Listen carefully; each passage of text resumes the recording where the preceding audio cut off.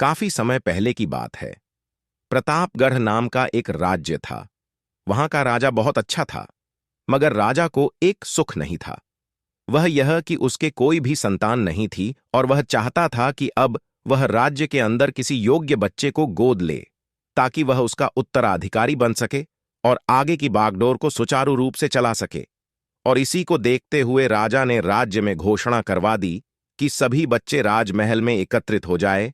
ऐसा ही हुआ।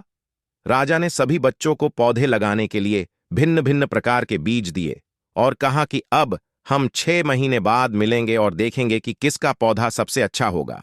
महीना बीत जाने के बाद भी एक बच्चा ऐसा था जिसके गमले में वह बीज अभी तक नहीं फूटा था, लेकिन वह रोज उसकी देखभाल करता था और रोज पौधे को पानी देता था।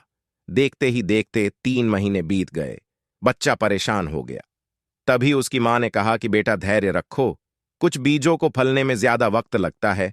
और वह पौधे को सींचता रहा। 6 महीने हो गए।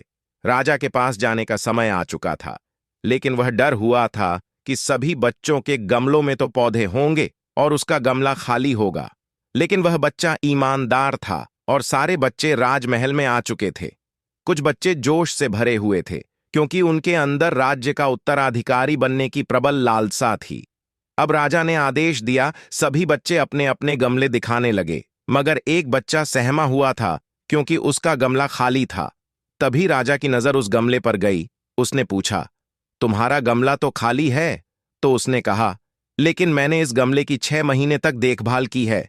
राजा उसकी ईमानदारी से खुश था कि उसका गमला खाली है, फिर भी वह हिम्मत करके यहां आ तो गया। सभी बच्चों के गमले देखने के बाद राजा ने उस बच्चे को सभी के सामने बुलाया। न बच्चा सहम गया और राजा ने वह गमला सभी को दिखाया। सभी बच्चे जोर से हंसने लगे। राजा ने कहा, शांत हो जाइए, इतने खुश मत होइए।